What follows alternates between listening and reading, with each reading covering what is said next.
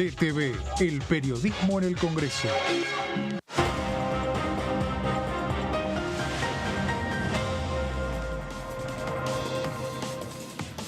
¿Cómo les va? Bienvenidos. ¿Cómo andan? Acá estamos recibiendo la transmisión de la Comisión de Acción Social y Salud Pública en relación a este programa o la discusión de este programa especial para un uso adecuado de la cesárea.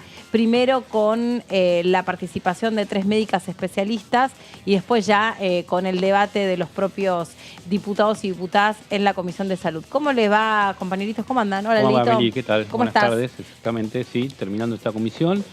Tema cesárea, bueno, y algunas otras más que hubo a la mañana y que vamos a ir repasando. Ahora vamos a puntuar, claro, a ir punteando todo lo que sucedió en el día de hoy, que fue un martes que viene con mucha actividad parlamentaria y continúa. 16 horas con la Comisión de Educación que va a tratar... No seas malo, saludame. Hola, ¿qué tal? ¿Cómo estás? ¿Bien? Ahora Bueno, sí. como no me saludaste ahí, viste, pensé que ya pasaba de largo. Pero no sé. ahí iba, ya no, iba. No, vi que pasabas de largo, entonces me mandé. Y bueno, con el detalle que recién comentábamos antes de salir al aire, que mañana a las 9 de la mañana la Comisión de Presupuestos se reúne para tratar la ley de financiamiento educativo, creemos, para dictaminar, porque Claro, le falta sí. esa comisión, o sea que seguramente vamos a tener dictamen mañana tempranito de este tema. Ah, bueno, muy bien, interesante. Bueno, nos vamos a la comisión, ahí está nuestra compañera Lu Fernández para poder conversar con los protagonistas. Hola Meli, compañeros, bueno, muy buena jornada. Acaba de finalizar esta comisión, este plenario de comisiones de Acción Social y Salud Pública. Tengo a mi lado al diputado Daniel Goyán. Diputado, gracias por su tiempo. Bueno, una reflexión de lo que fue esta primera reunión para tratar este programa nacional del uso adecuado de la cesárea. Sí, es una reunión informativa hoy en la cual hemos recibido a determinados actores del sistema de salud público fundamentalmente, que vienen realizando experiencias sobre una temática muy importante que es la enorme cantidad de cesáreas que se están haciendo en forma innecesaria, ¿no? Se calcula que aproximadamente deberían nacer por cesáreas que tienen condiciones y requisitos estrictos de por qué hacer una cesárea, cuándo sí o cuándo no, deberían ser un 15%, 18% de las cesáreas. En los hospitales públicos estamos alrededor de 40% y en el sector privado ya arriba del 80%. Entonces, la primera cosa es generar mucha conciencia de que en realidad la mejor manera de nacer que tiene una persona es hacerlo por la vía vaginal, por parto natural, como se dice habitualmente, y no por una cesárea. Y en el mundo, no solamente en Argentina, se va instalando una cultura por distintas variables y por distintos motivos que tiene que ver con un uso exagerado de la cesárea. La cesárea, cuando no hace falta, no es buena para la salud ni de la madre ni del niño. Entonces se han investigado cuáles son las causalidades principales, qué parte pertenece o es responsabilidad de aquellos que formamos parte del sector salud, qué parte tiene que ver con una demanda social que se va colocando ya hasta culturalmente en las poblaciones en el mundo, que tienen que ver muchas veces vinculadas al temor del dolor, etcétera, etcétera. Todos temas que pueden ser perfectamente tratados previamente con equipos interdisciplinarios, con las madres que están embarazadas, con las personas gestantes. Puede ser tratado, puede ser conversado y superado esos temores, esos miedos que existen, a la vez que, por supuesto, y cuando haga falta se puede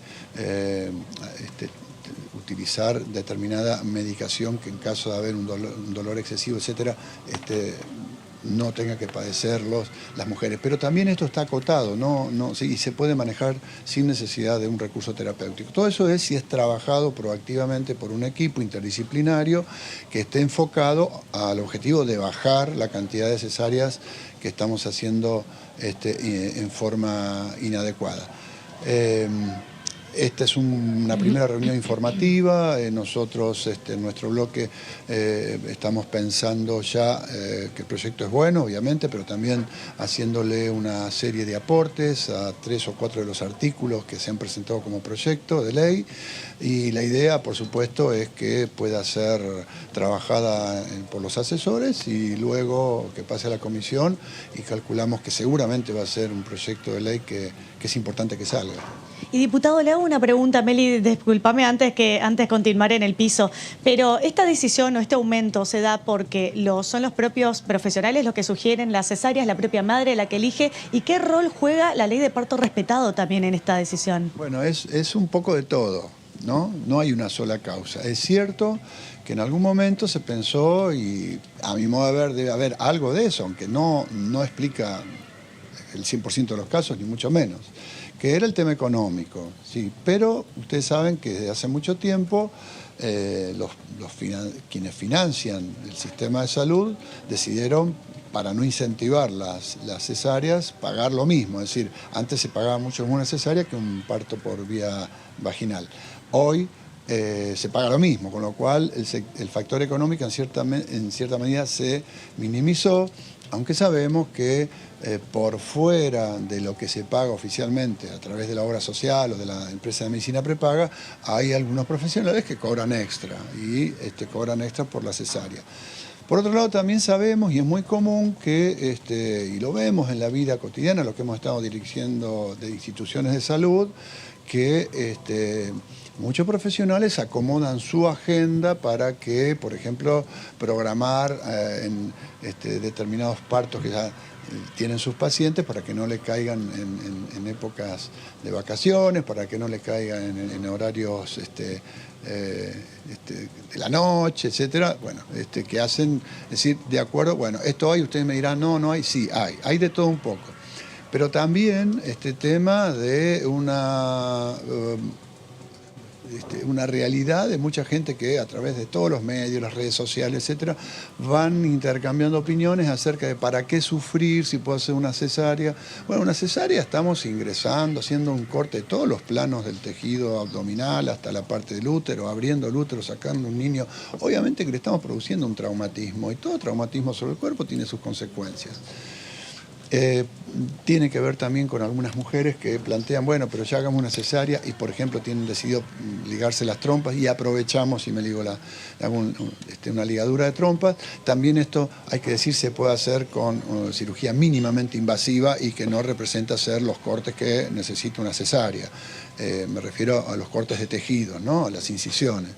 Entonces, podríamos seguir investigando y viendo muchos factores. Lo cierto es que el problema está. Y tenemos además un subregistro de lo que está sucediendo porque continúa la mala costumbre de la gran parte, la gran mayoría de los efectores privados de salud de no informar. No informar esto y no informar nada de lo que tienen obligación de informar. Por eso también estamos agregando nosotros, como propuesta en esta ley, de reforzar la obligatoriedad y aprovechar ahora con todo el programa de historia clínica digital, toda la digitalización del sistema, que va a ser mucho más fácil el registro, más accesible, más dinámico, más rápido, a que el sector privado informe, porque nosotros, si no, los datos de salud los estamos sacando solamente de la parte pública, que es un 35, un 40% de lo que sucede, y todo el resto no lo estamos pudiendo ver, en un mundo donde sabemos que la información es esencial para poder tomar decisiones de salud pública. Diputado Goyan, ¿cómo le va? Sabemos que tiene una agenda muy ajustadita, pero queríamos saber si le podemos hacer algunas preguntitas más. A ver. Bueno, me interesa cómo le resultó la comisión de esta mañana de Derechos Humanos y Garantías, también con el tema de los discursos de odio, tratar de regular el negacionismo. ¿Qué surgió de ese debate? Miren, yo estuve en la primera, en la de hoy no llegué porque tenía actividades en La Plata, sí. Pero la verdad, estuve en la primera. Y la verdad, como sensaciones así un poco contrastantes, ¿no? Porque yo estuve hoy suscribiendo el proyecto que presentó el diputado Hugo Yasky, que es entre todos los proyectos que están el que más me gustó, aunque debo decir que cualquier proyecto que salga como síntesis o consenso y que definan claramente que los delitos... que es un delito hacer apología de la dictadura, banalizar lo que pasó con la dictadura, minimizar lo que pasó por la dictadura, y que tiene que tener una penalidad en el Código Penal. Es lo que yo pienso. Escuché algunos argumentos de que eso es esta cuestión de colocar como delitos punibles, penalmente punibles, en muchos países se hizo y que, sin embargo, los gobiernos de derecha o los proyectos de gobierno de derecha, que son en general tienden a tener una cuestión por lo menos de banalizar este tipo de cosas, siguen creciendo en su número de votantes. Y la verdad que eso a mí no me convence, porque yo le diría que la gran parte de la población que vota en Alemania partidos de derecha, o gran parte de los votantes en Francia que votan partidos de derecha, si usted le pregunta qué le parece Hitler y qué le parece el genocidio y qué le parece el holocausto, no le va a decir que le parece bárbaro ni nada por el estilo, lo van a criticar. Es decir, votarán por otras razones, pero acá mismo vemos Milei. Yo conozco varias gente que vota a Milei y no está de acuerdo con el negacionismo. No está de acuerdo con muchas cosas. No está de acuerdo con que aumente el boleto, no está de acuerdo con que el Estado se corra, no está de acuerdo con la salud, todo, pero igual lo votan. Habrá que entender por qué. Pero lo que quiero decir que no es por el negacionismo, no son los votantes de Milei, no son no hay un voto todos que niegan la dictadura. Entonces queremos hacer una ley en donde aquella persona que tiene determinados grados de representación política, social, o que tiene o que aspira a ser candidato, no puede hacer una apología de la dictadura, no puede negar la dictadura, no puede negar que fue el peor periodo de la historia argentina en cuanto al terrorismo de Estado. Entonces, eso es lo que a mí me parece, y sobre todo teniendo en cuenta y en representación, si se quiere, de aquellos que pasamos y sufrimos íntimamente eso, porque una cosa es hacer un análisis sociológico o jurídico desde afuera. Pero yo les digo que los miles y miles que pasamos por la tortura, las atrocidades que vivimos en ese momento y que vivimos en ese periodo, realmente sentarse enfrente de un diputado, una diputada o un funcionario que reivindica, que diga que fue todo mentira, te pone una situación de extrema violentación si es que existe el término, de toda tu persona, de todo tu ser. Si vimos lo que pasamos, sufrimos lo que pasamos y que te lo estén negando, y que lo estén negando públicamente, y que estén diciendo públicamente eso es mentira, eso no existió, es un relato que inventaron las abuelas y las madres de Plaza de Mayo, es realmente violenta cualquier criterio de la más mínima humanidad. Saquémoslo ya de lo político. Y sabe lo que estoy pensando. Entonces me parece que tiene que ser punible. Revictimizante también. Porque habla de un sadismo, ¿no? Ponerse a negar lo innegable es sádico. Exactamente, es como que uno tiene que revivir nuevamente todo eso que ya vio y adelante de una persona que además es una persona con representación pública, decir que fue mentira. Realmente es violento, es muy violento. Diputado, lo llevo de vuelta al tema de la comisión y de estos números que tira de la cesárea, que la verdad me sorprendieron. Habló de 17-18% que debería ser hospitales públicos 40 y privados casi 80. Me pregunto lo que siempre pasa con los proyectos de ley que laburan en la Comisión de Salud y en el Congreso. ¿Cómo hacer para controlar, por ejemplo, a los 147, 148 hospitales que tiene la provincia de Buenos Aires, que usted estuvo a cargo hasta hace poco, los otros tantos que tiene Córdoba, los otros tantos que tienen Santa Fe y todas las provincias, y ni hablar el sistema privado? ¿Cómo se puede controlar eso desde el Congreso? Porque prácticamente nos comentó que hay un negocio paralelo a lo que es el sistema de salud respecto a la cesárea. A ver, yo digo que hay de todo. Hay médicos y médicas, obstetras que trabajan muy bien, que trabajan a conciencia, y como todos, como cualquier profesión. Entonces digo, hay de todo. Ahora, en ese hay de todo, y sabemos que hay gente que lo hace por alguna cuestión económica, otro que lo hace por una cuestión de comodidad, de conveniencia. Y tenemos hospitales, precisamente en los hospitales es donde mejor se trabaja. Estamos en el 40. Fíjese, cuando nos vamos al sector privado, que estamos hablando además del doble. La ley creo que tiene, por eso forma parte de los aportes que estamos haciendo nosotros, tiene que ser muy taxativa y con penalidades a aquellos que no cumplen, vuelvo a decir, con algo que ya tienen obligación de cumplir. Todos los entes de salud del país, públicos y privados, de gestión pública privada, tienen obligación de reunir el Sistema Nacional de Vigilancia en Salud y no lo hacen. Mejoramos mucho el registro vinculado a la pandemia y logramos que más de 1.600 entidades privadas que ni siquiera estaban inscriptas, como tienen obligación de estar inscriptas en el registro, se inscribieran y empezaran a reportar. A partir de que pasó la pandemia, esa costumbre de reportar empezó a caerse nuevamente por parte del sector privado. Por eso estamos incluyendo algunos artículos en donde hacemos mucho énfasis en la obligatoriedad del sector privado y con puniciones, como debe ser. Es decir, porque si no, usted bien dice, tenemos las leyes y no se cumplen. Quiero recordar, nosotros tenemos la ley de prescripción por nombre genérico y la enorme cantidad de profesionales que no la cumple es gigante. Y ustedes saben que si nosotros prescribiéramos bien los medicamentos genéricos más baratos, que son exactamente iguales a los de marca más caros, pero exactamente iguales, de hecho, en todos los centros de salud públicos y privados, para darle a sus pacientes internados se compran los más baratos, de los más baratos, de los más baratos, y no de los de marca. Y obviamente son buenos, porque si no sería un desastre epidemiológico, ¿no? Los pacientes que están internados ahí saldrían todos muy mal. Y son perfectamente buenos, pero además, que debo decirle, los laboratorios de marca, de las marcas más conocidas, la mitad de su producción no la hacen sus propias plantas, las hacen en laboratorios que llaman terceristas, que son los mismos que les compramos desde los hospitales públicos y privados, desde los centros de salud públicos y privados. El mismo laboratorio, los mismos excipientes, todo igual. Y le ponen una marca y te lo cobran hasta 10 veces más. Entonces digo, esta ley está y hay que cumplirla. Lo que sucede es que no estamos yendo a la parte de punición, y la parte de punición muchas veces está en manos, por ejemplo, de los colegios de profesionales, que no ven esto como una falta de sus... no están cumpliendo la ley, pero no lo ven como una falta ni un delito de sus afiliados. Tenemos que mejorar mucho las conductas de todos los sectores de la salud, porque si no, no cumplimos con registrar los partos, no cumplimos con lo que dicen las leyes, cómo debemos prescribir, etc. En eso le doy toda la razón. Debemos encontrar las maneras.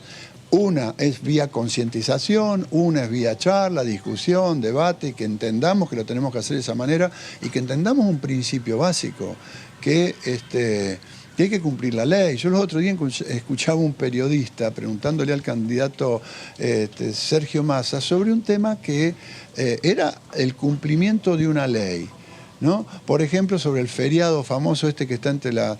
Y es un feriado por ley inamovible. Bueno, y le decía, ¿y usted qué opina? Pero ¿cómo le va a preguntar a un candidato usted qué opina? Tengo que cumplir la ley. El periodista tratándole de sacar si estaba bien o estaba mal. Yo puedo estar en desacuerdo con la ley, pero la tengo que cumplir, eso no se puede discutir. Claro, no es porque si opinable. cada uno discute las leyes. Bueno, claro, digamos, exactamente, puedo decir no me gusta la ley, pero la tengo que cumplir. Ahora, exactamente lo mismo pasa con esto que estamos hablando. Cada uno, en el sistema de salud argentino, cada sector hace lo que a él le parece bien. Y encima, en muchas provincias, en la mayoría, los estados, hace muchos años ya, décadas, le delegaron a los colegios de profesionales controlar la mala praxis o el incumplimiento de las normas por parte de sus asociados, de sus afiliados. Y no se cumple. Entonces, muchos se enojan cuando uno dice esto. Ahora, ¿cómo construimos un país en donde cuando me gusta la ley la cumplo y cuando no me gusta no la cumplo? En todo caso, juntémonos y cambiemos la ley, pero no podemos no cumplir las leyes. Así que la respuesta la amplié mucho más, pero tiene que ver con eso, ¿no? Por cómo hacemos para que los sectores de la salud hagan lo que tienen que hacer en términos de un registro apropiado de las cesáreas, pero además, a partir de si progresa este proyecto de ley y se convierte en una ley, bajemos los números de cesáreas que se están haciendo en forma absolutamente innecesaria. Diputado Goyán, le agradecemos mucho este contacto con nosotros, muy amable. No, gracias a ustedes. Hasta luego. Chao. Hasta luego. Bueno, Meli, agradecemos entonces al diputado Goyán. Había muchas preguntas para hacerles y recordar antes de finalizar el móvil que nosotros vamos a continuar aquí trabajando porque para las 16 horas se reúne la Comisión de Educación donde van a tratar el tema del financiamiento educativo y a las 17 horas en el anexo A de la Cámara hay otra reunión de comisión de Familia, Niñez y Juventudes donde van a tratar el tema del presupuesto destinado a esta área. Así que vamos a seguir con la cobertura de las comisiones. Te liberamos, Lu, vos nos llamás en cuanto lo discutamos dispongas. Muchas Dale. gracias. Pero claro, nos quedamos en ese lugar porque ahora en un ratito nada más empiezan a debatir otro tema. Pero a ver, concentrémonos en lo que pasó recién en la Comisión de Acción Social y Salud Pública, porque allí estuvo 3 médicas especialistas en obstetricia, la doctora Gialdini, la doctora Messina y la doctora Veiga. Y se abría otra ventanita, ¿no? También, que en un minuto le preguntaba a Mauri, ¿qué pasó? ¿Se acuerdan? ¿Qué pasó con la ley de las obstétricas? O las famosas parteras, nosotros las conocemos como las parteras, porque no estaba claro o lo que se había debatido. Era algo parecido a lo que pasó con los enfermeros, era algo parecido a lo que pasó con los asistentes, ¿son asistentes terapéuticos o asistentes? Sí, los asistentes terapéuticos, digo bien.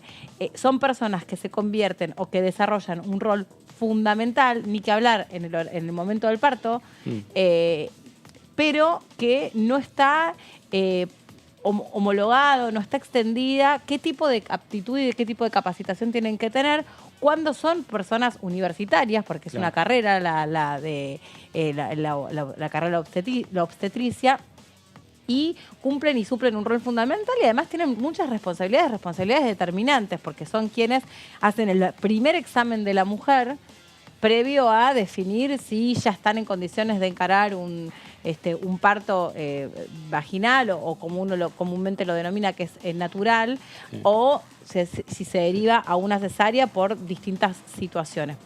Y no me acuerdo qué es lo que había pasado con la ley de las obstétricas. En realidad estos proyectos de ley lo que tratan es de homogenizar lo que son actualmente coordinaciones que tiene cada provincia. Cada provincia termina definiendo la colegiación de este tipo de ocupaciones, este tipo de profesiones. Y lo que recién decía Goyan era realmente, a mí me quedó bastante retumbando, que él identificaba un sistema o varios sistemas por los cuales había una inducción en la cesárea. Y eso también algunos de los expositores lo planteaban, que inclusive había campañas de difusión para que las personas gestantes creyeran que una cesárea era mejor para la salud, cosa que no es así. Comprobaban recién en las exposiciones y repetía el exministro de Salud, Daniel Goyan, y justamente existía un sistema por el cual a veces las obstetras, tenían una agenda mucho más clara si podían definir con cesáreas, o sea, sabían cuándo iban a hacer el nene, por eso también había una inducción, y también el sistema privado que las cobraba. Sí, esto que se dice, entre el cobro y la fecha, lo que decía Goyan, que no caigan vacaciones, que no caigan un fin de semana, esto es lo que yo recién planteaba, lo complicado de controlar desde el Congreso, desde el Gobierno Nacional, porque en cada provincia tienen la facultad de alguna manera regular la salud, también de regular las obstetras, ¿no? Por eso también una ley nacional que se promovía en su momento era para que este tipo de cosas no sean posibles o sean pasibles de una sanción, estén en la provincia que estén, ¿no?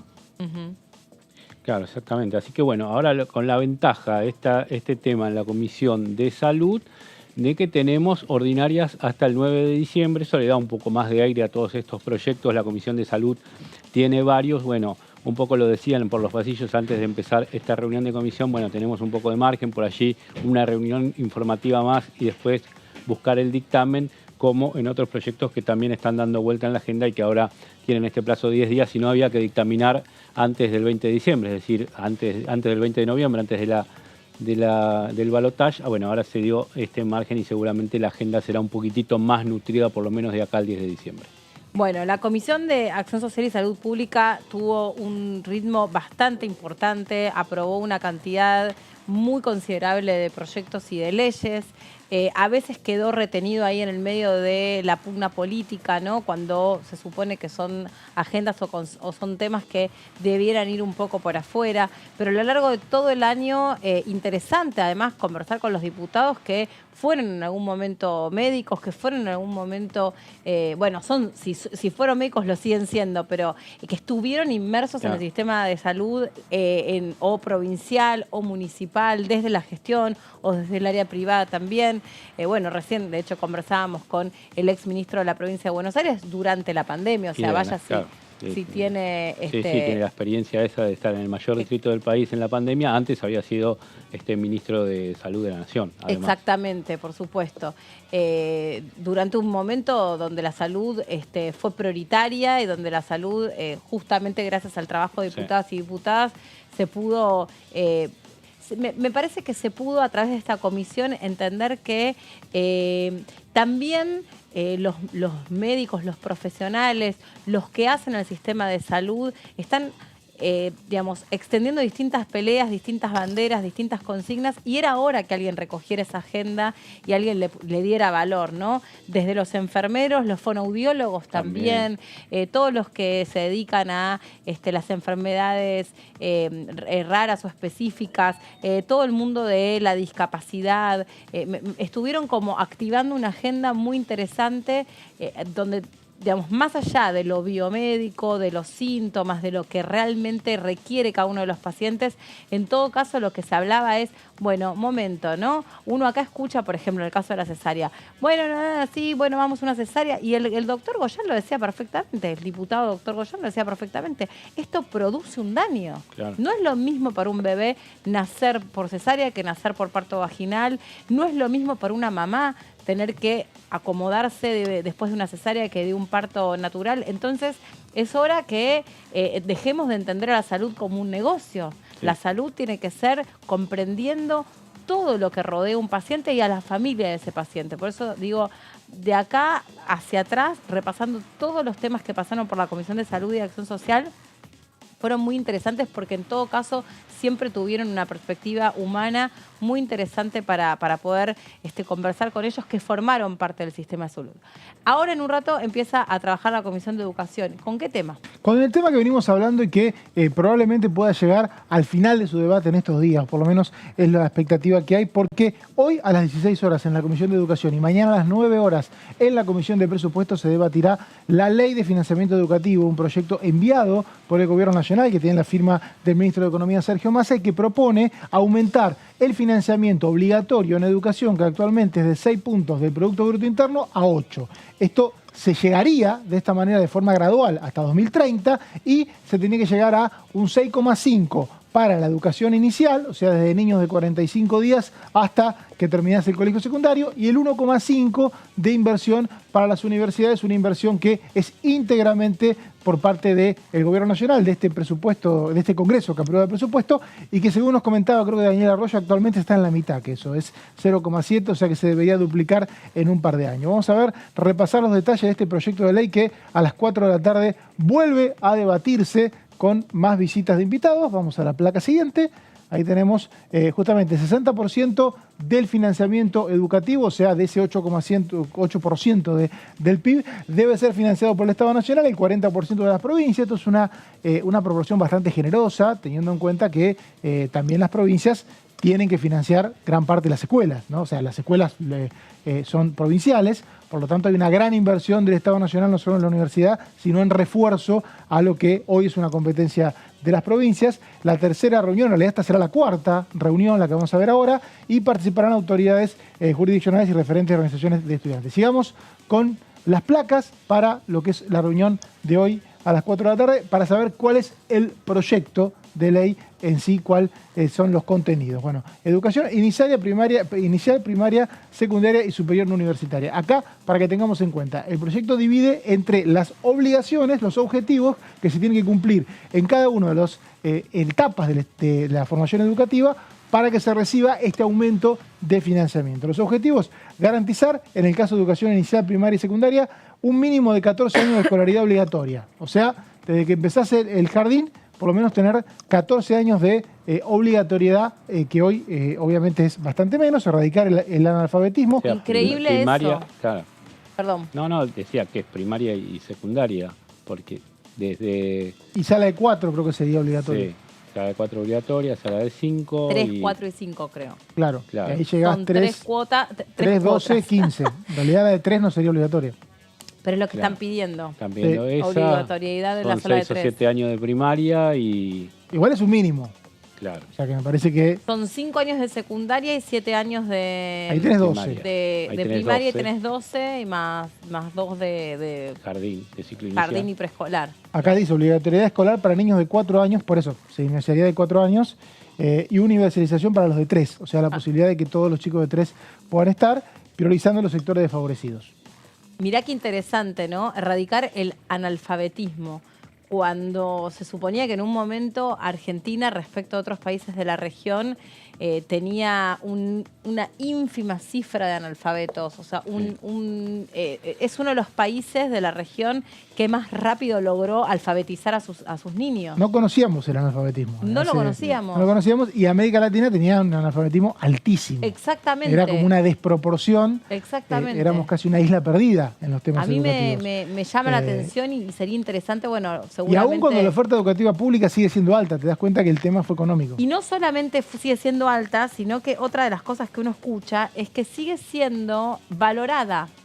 Es decir, hay una creencia, ¿no?, donde aun cuando vos no tenés recursos y significa un esfuerzo bárbaro que los pibes vayan al colegio, porque le tenés que tener un par de zapatillas para que vayan al colegio, porque le tenés que comprar mínimamente algunos útiles y que tenga algo en la panza para ir al colegio y poder concentrarse y aprender. O sea, independientemente de un montón de cuestiones que atentan contra la escolaridad, hay una creencia que las credenciales educativas son la llave para que tengas un futuro diferencial del que venís. Sí, Sin embargo, vos fíjate que se está hablando de analfabetismo. O sea, evidentemente, ahora lo vamos a escuchar en la comisión, pero evidentemente las cifras deben ser muy altas en este sentido. O por lo menos existe, lo cual hay que erradicarlo definitivamente, claro. y no es menor. Esto, recordemos, sigamos con las placas, son las obligaciones que deben cumplir la educación inicial, primaria, secundaria y superior no universitaria para ser parte de este financiamiento educativo. Promover y financiar jardines maternales para niños de entre 45 días y 2 años de edad. Estos son los habituales jardines que tienen los chicos que todavía no están en edad de ingresar al jardín de infantes y que esta ley propone que haya más, que la oferta sea grande, porque es verdad que es muy alta en determinadas ciudades y muy baja en otras. Hay mucha desproporción por una cuestión que todavía es un ámbito bastante comercial de los jardines maternales. Tiene que haber un público dispuesto a pagarlo, se abren un montón. Bueno, también garantizar 190 días de clase, 25 horas por semana, al menos el 50% de los estudiantes secundarios puedan acceder, dice este proyecto de ley, a jornada completa y el 30% de los colegios secundarios a 6 horas diarias. La verdad que hablar de 6 horas de educación en Argentina es rarísimo, ¿no? Casi no hay gente que haya ido 6 horas de escolaridad. En otros países es normal y hay un tema con los establecimientos, ¿no? Si vos haces todos los chicos tienen que ir 6 horas, necesitas más colegios, es un tema, ¿no? Porque son habitualmente 3 turnos. Bueno, también tener referencias curriculares, implementar la robótica. Sigamos con lo que es las obligaciones que tienen que tener los colegios para no incrementar, en este caso seguimos con colegios primarios, secundarios y superior no universitarios, ¿no? Incrementar la inversión en becas de estudio y de terminalidad, ¿no?, para que terminen el colegio, duplicar la matrícula y aumentar el financiamiento de la educación técnico-profesional, algo que se había perdido mucho hace un par de décadas y ahora volvió, fortalecer la formación profesional e incrementar la inversión en infraestructura. Esto es las obligaciones que deberían tener. Sí, me decías, Leo. No, nada más. Pensé que estaba. Un poquito de... Sigamos con este proyecto de ley que se va a tratar a las 16 horas, incorporar espacios curriculares específicos en el nivel secundario relacionados al mundo del trabajo. Se habla mucho de esto de las prácticas laborales. Bueno, acá se habla directamente de espacios curriculares, no de ir a hacer mano de obra de los chicos, sino que la propia currícula les haga una incursión por lo que son los ámbitos laborales, garantizar el derecho... Sí, claro, para no caer en lo que decís vos, de que sean después mano de obra barata para las empresas y termina siendo una práctica y después sean reemplazados por otra camada y así sucesivamente. Y así sucesivamente, claro. Y este punto, ¿no?, que es uno de los debates, ¿no?, educación sexual integral. Hay una ley vigente del año 2006 que no se cumple habitualmente porque hay un artículo que permite no cumplirla, según plantean acá varios sectores de oficialismo y oposición. Sabemos que hay sectores políticos que no están de acuerdo con la ley de educación sexual integral. Este proyecto de ley de alguna manera la ratificaría, ¿no? Hoy fui a una clase a la mañana, ¿eh? ¿Hoy fuiste? Entonces, ¿Y cómo te fue? ¿Con adultos? Llevaron a una pareja, estaba dividida en 2 tramos. En un tramo estábamos los padres, en otro quedaban los chicos solos. Bastante... ¿Y qué te parece el contenido? No, bien. Era bastante teórico al principio, una charla sobre varones, anatomía, todo lo que tiene que ver con varones, después con las chicas. Después se juntaba, como en todo lo que es reproducción, se juntaban ambas teorías, digamos. ¿Cómo ambas teorías? O sea, de lo que es reproducción. Ah, bueno, no hay varias teorías. Ambas teorías no, ambos sí. Ambos sistemas ambos, sí, reproductores, ponele, sí. Sí, el cuerpo masculino con el cuerpo femenino. Claro. Y después sí había preguntas de los chicos que estaban buenas, que las ¿Para había, qué grado? Para 6º grado de primaria. Para 2, no 11, 12 años. Mira. y una ginecóloga lo daba. Ah, mira, o sea, no alguien del colegio. No, una ginecóloga especializada que se ve que tenía bastante claro esto de interactuar con chicos y de explicar el tema. Mira qué buena, qué bien. No era improvisada. Incluso habían tenido hace un par de semanas cuando estaban preparando las preguntas para cuando venía... Sí, porque el sistema reproductor femenino y el masculino se da justamente en sexto grado, se enseña en sexto grado. Está ahí.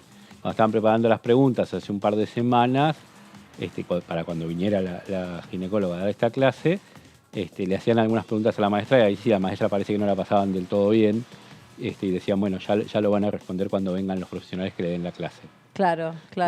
Pero había algunas preguntas así. Después cuando se mostraron las preguntas que habían hecho los chicos, que se ve que habían hecho como un trabajo práctico y habían elaborado preguntas para cuando se diera esto, sí, había algunas que le resultaba más fácil a la profesional contestarlas que por ahí a una maestra. Sí, por supuesto, y además porque me imagino que hay una carga, si querés, más emocional, ¿no? De vos estás todos los días a cargo de ese grupo y sacás un montón de dudas al respecto de millones de cuestiones, y por ahí no tenés todo ese manejo sobre cómo bajar esos contenidos. A mí me contaban unas personas conocidas que tienen sus hijos en un colegio de corte religioso, diría, católico, donde le consultaron a los padres si había temas que ellos preferían que no fueran incluidos en las clases de educación sexual, y a mí me pareció una barbaridad, porque entre otras cosas ellos quisieron que quede exceptuado el tema de la homosexualidad, pero ¿qué tiene que ver? Claro, ¿Qué bueno, tiene que ver? Hoy a la mañana no. ¿Cómo van a dejar exceptuado? A ver, atrasamos. Yo digo, somos un país de avanzada en un montón de cuestiones. Después escuchamos que una futura aspirante a la Cancillería dice que el matrimonio igualitario es lo mismo que tener piojos. Claro. Entonces ahí después entendés todo. Hay gente que atrasa, pero atrasa considerablemente. Sí. Y además un atraso que ni siquiera de verdad hoy exhibe o expone la Iglesia con la figura del Papa Francisco, claro. Todo lo contrario. Sí. Todo lo contrario. O bueno, pareciera que todo lo contrario. No sé, tampoco soy un especialista en el tema. No sé, la verdad. Sí, pero hay mucho cuidado, sobre todo en sectores más conservadores. O sea, no es un colegio tampoco que sea de ese perfil, pero no dudo que en algunos colegios los pueda haber, digo, porque vos vas a una entrevista para entrar a un colegio cuando vas a querer anotar a tu chico en un colegio y algunos cuestionarios o algunas planillas del ingreso están más o menos direccionadas a que tengas algunos de esos parámetros. Sí, pero es tan fácil. Es un horror, pero sí. Después... Bueno, sí. Y después sí, en esta charla que te decía yo a la mañana, el tema aborto no estaba homosexualidad, como decís vos, tema pornografía que era, por ejemplo, y vi también, habría un grupito de 20, 25 nenas y 20, 25 varones, más participación de los varones. Mira. ¿Cuáles son los síntomas de adolescencia, de pubertad, de todas esas preguntas que por ahí se hacían? Todo eso había más participación. No sé si por vergüenza. A Fredes. Mira, cuando fue todo el debate por la ley Lucio, ahí también uno vuelve sobre qué útil sería que esté absolutamente extendida la ESI, porque incluso a muy temprana edad, cuando vos tenés profesional, por ejemplo, esta situación que vos contás, ¿no? Viene una ginecóloga a dar la clase de educación sexual integral. Sí, hay una parte que tiene que ver exclusivamente con lo reproductivo, con los cuidados del cuerpo, en términos de la sexualidad de los chicos. Perfecto. Ahora, la ESI es una ventana y una oportunidad para cualquier niño que pueda estar bajo alguna situación de abuso o de violencia, para que reconozca que eso que le está pasando no es natural, no es esperable y se trata de un episodio de violencia. Y del otro lado, lo mismo, una maestra capacitada por la ley Lucio pueda reconocer que si hay 2 o 3 preguntas que vienen de parte de un niño que no es conteste con la edad que tiene o que están sobrecargadas de violencia o que están poniendo en evidencia que tiene un conocimiento para el que madurativamente no está preparado, decís, me suena que este chico está recibiendo por alguna razón una información que no es propia para la edad. Si estoy capacitada, voy a profundizar y en tal caso podré eventualmente darme cuenta con qué tiene que ver esas 2 o 3 preguntas o ese dibujo que es ese chico.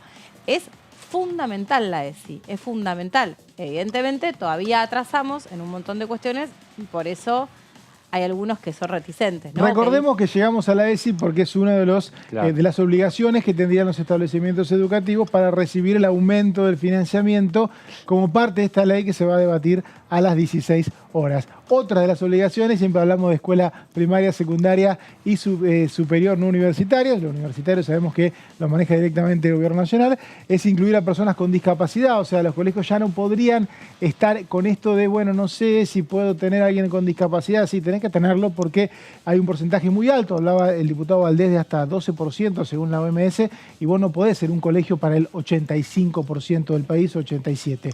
Por lo tanto, tenés que capacitar al personal.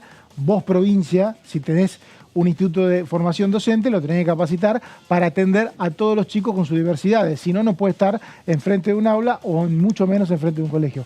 Garantizar el material educativo, proporcionar servicios de contenidos, de conectividad, y garantizar la entrega de dispositivo tecnológico y un plan de infraestructura que tienen que tener para ver en qué usan básicamente el aumento del presupuesto los colegios primarios, secundarios y superior universitarios. Sigamos con esta etapa de el proyecto de ley que se va a tratar a las 16 horas. Llegamos a la educación universitaria, o sea, los objetivos que se plantea este proyecto de ley. Después de aumentar el financiamiento, hay objetivos a cumplir. No es solo aumentar el financiamiento y que se pierda en la burocracia. Afianzar el ingreso, la permanencia y la terminalidad del estudiantado. Esto lo han dicho todos los profesionales que hemos tenido acá con pasado en la universidad. Hay algunos que son un poquito más laxos, que dicen, bueno, pero si hay un chico que va unos años a la universidad, le va a cambiar la vida igual, aunque no se reciba, pero que aunque sea la universidad tenga un objetivo. Es decir, bueno, si entra, hagamos lo posible para que se lleve el título de la mejor manera. O sea, tampoco, obviamente, sin el esfuerzo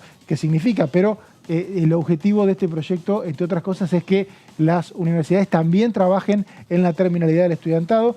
Desarrollar y consolidar modalidades de enseñanza y aprendizaje presenciales, virtuales, híbridas, con incremento de la tecnología. También es una manera de ayudar a la finalidad. Ampliar la oferta de carreras universitarias. Sigamos con objetivos de educación universitaria en el plan de financiamiento educativo.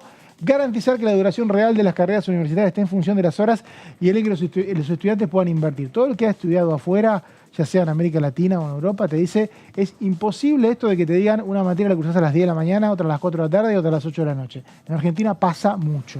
Y eso estira las carreras porque la gente dice, bueno, yo a la tarde no puedo, entonces la curso el año que viene, y en vez de 4 años son 8, total es lo mismo, y no es lo mismo. Porque la verdad que está bueno tener profesionales jóvenes. Al país le vendría mejor tener profesionales jóvenes que tener que esperar hasta los 28 o 30 años, como pasa con algunas carreras, las más duras, por ejemplo, ¿no? Y además, cuando vas a presentar un certificado laboral o lo que fuera por oferta de horarios, no te lo respetan nunca. No, es que a veces la organización misma de las carreras no contempla la posibilidad de que alguien tenga una franja horaria y se respete. Entonces, y más en este momento en la Argentina, todo el mundo estudia y trabaja. Claro. Es imposible que hoy un estudiante no esté trabajando. Por lo pronto, hasta el que no trabaja, hasta por una cuestión de organización, se va a recibir antes si le puedes organizar una franja horaria. Eso por lo menos lo que plantea esta ley, de que se tome en cuenta. Bancamos la ley, Bancamos la ley. Bueno, también inversión, promover la extensión universitaria y la inversión en infraestructura y garantizar condiciones laborales de los empleados. Esto es educación universitaria, fortalecer carreras que puedan comprometer el interés público, certificados de calidad dentro de esas carreras también se impulsan, la internacionalización inclusiva de la enseñanza, garantizar pleno funcionamiento y actualización del sistema de gestión universitaria, asegurar los programas de bienestar estudiantil e incrementar anualmente la inversión en programas de becas estratégicas Manuel Belgrano y Progresar, que es la ley recientemente sancionada. El 80% de la inversión será destinado dentro de las provincias a la participación de la matrícula, el 10% a la ruralidad. Es un tema esto, las escuelas, hoy con la conectividad debería ser más sencillo, pero las escuelas en zonas alejadas, y el 10% a la participación de la población no escolarizada de entre 3 y 17 años para traerla nuevamente al sistema. También se ratifica el Fondo Nacional de Incentivo Docente, que lo recuerda muy bien Fredes, porque ya era un periodista exitoso en el año 99, cuando se cortaban las rutas de todo el país para que los docentes tuvieran un aumento. El gobierno nacional de entonces hizo un refuerzo. Bueno, La Hoy carpa también, blanca, ¿te acordás? La carpa blanca. Claro, la carpa la oblea blanca. pegada en el parabrisas del auto que decía Fondo de Incentivo Docente. Exactamente, una gran lucha de los gremios de entonces. Y bueno, se ratifica que el gobierno nacional refuerza el salario de los docentes de todo el país, donde hay una disparidad muy grande, porque también hay una disparidad muy grande en el costo de vida. No es lo mismo un salario de la Patagonia que un salario del norte del país. Pero bueno, hay un refuerzo nacional. Se crea una comisión de seguimiento de la inversión educativa, lo que hablamos siempre. El gobierno nacional o el Congreso dispone a veces inversión y le cuesta controlar porque se pierde, sobre todo en los territorios locales, en realidad en las jurisdicciones locales. Integrantes del Congreso van a participar de esa comisión.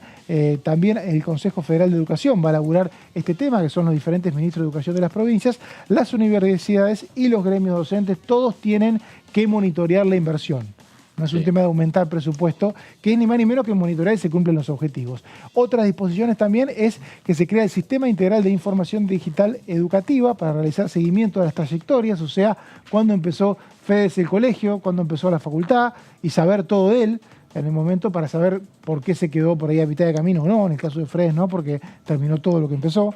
Se jerarquiza la carrera docente. Esto es bastante ambiguo porque lo tienen que manejar las provincias, pero la idea es incentivar contenido de posgrado con evaluación y monitoreos. Hay una coincidencia en todos los sectores políticos que los docentes de nivel primario y secundario requieren una mejor formación que la que tienen actualmente. Lo vimos en varias reuniones de la Comisión de Educación. Lo complejo es ir controlar cada provincia a ver cómo forma los docentes y no inmiscuirse en las autonomías, lo cual siempre es un problema porque los chicos después van a las universidades nacionales desde los colegios que manejan las provincias. Entonces, si están mal formados, no tenemos profesionales. No es que es un problema solamente de la provincia, deberíamos entender que es un problema del país, ¿no? Pero bueno, este es el proyecto de ley. A las 16 horas, Comisión de Educación. Mañana, 9 de la mañana, Comisión de Presupuesto. Muy bien, lo dijo Mauri, lo explicó perfectamente, así que poco nos queda a nosotros para agregar, solo despedirnos. Nos despedimos, hasta mañana, Meli. Chau, hasta mañana Leo, hasta mañana Mauri. Nos vemos también nosotros mañana y se quedan, por supuesto, en la pantalla de DTV. Chau.